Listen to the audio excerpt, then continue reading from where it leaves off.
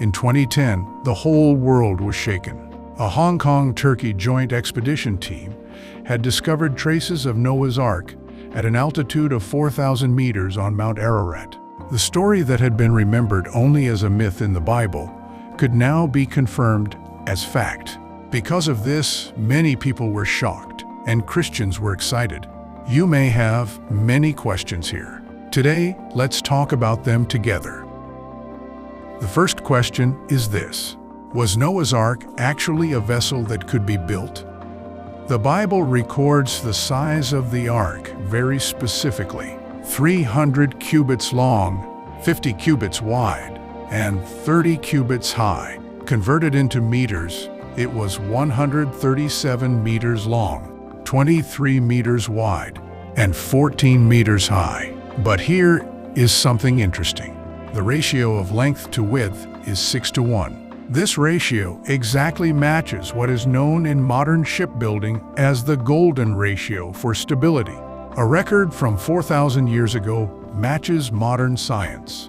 If it was really built this way, then even in that great flood, it could have been a vessel capable of floating. In terms of size, the Titanic was 269 meters long, so the Ark was about half the size.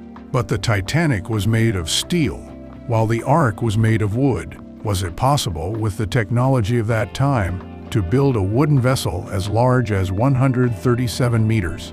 In 1993, a team led by Dr. Hong-Suk Won at the Korea Research Institute of Ships and Ocean Engineering built a model of the Ark and conducted a shipbuilding engineering experiment. The result was surprising. The highest wave ever recorded at sea was 20 meters, but the Ark could withstand waves up to 30 meters. The material Noah used was pitch. There are records that pitch was used in the past as a waterproofing material. At least from a design perspective, this vessel could float. Then comes the second question. Did this vessel actually exist? Do you remember the discovery I mentioned earlier? In fact, the expedition team's claim was concluded to be false. Dr. Randall Price, an American archaeologist who had joined the expedition team at the time, exposed it after an internal investigation. A local guide had hired 10 workers, took old building wood from near the Black Sea, buried it on Mount Ararat, and 1 year later pretended to discover it. But absurdly, evidence appeared in the video they filmed. At an altitude of 4,000 meters, spiders cannot live, but spider webs were found in the video. This meant that the structure had been made recently. It was a fraud that deceived hundreds of millions of people around the world. Many people were disappointed by this news. Then, are there no real traces? Near Mount Ararat, in Turkey, there is the Durupinar Formation. It is an oval-shaped hill, 164 meters long, that resembles the lower part of a ship. Marine sediments and mollusk fossils were found in the soil, and the estimated date is between 500 and 5,000 years ago. Ground-penetrating radar scans confirmed rectangular structures. Its length is close to the Ark recorded in the Bible. The vessel could be built, and traces may exist. But one more question remains. The third question is this: was Noah's Ark really the kind of ship we imagine?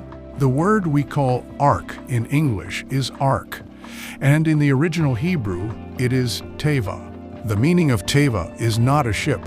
It means a box or a chest. In the Bible, this word is used in only one other place. It is the reed basket in which baby Moses was placed and set afloat on the Nile River. What these two have in common is that neither had a destination. They did not set a direction. They simply floated on the water. In fact, nowhere in the Bible is there any record that the ark had sails or a rudder. This means that, from the beginning, it was not a vessel for navigation. Noah's Ark was not something made to go somewhere. It was a structure made to survive. Looking again at the 6:1 ratio we saw earlier, it was not about speed, it was about stability, so it would not be overturned by waves.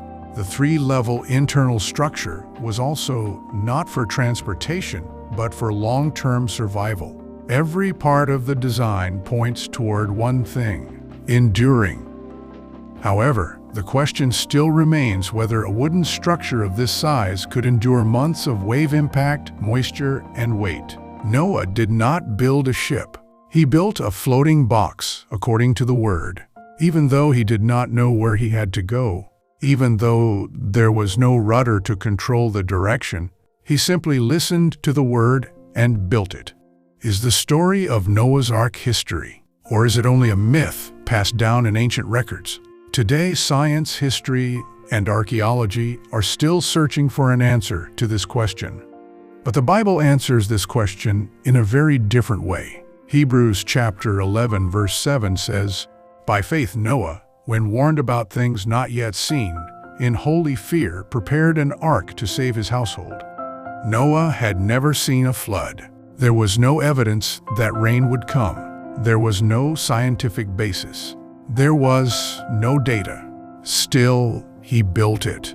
For one reason only: because he heard the word of God, and because he obeyed that word. Faith is not based on what is seen. It is holding on to what is unseen. Noah may not have built an ark. Noah built faith. Perhaps the reason this story has survived for 4,000 years is that it is not just a story, but because it has a message it wants to give us today.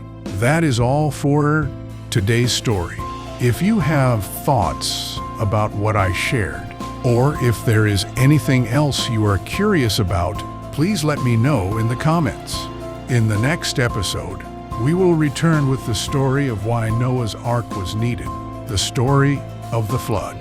Thank you.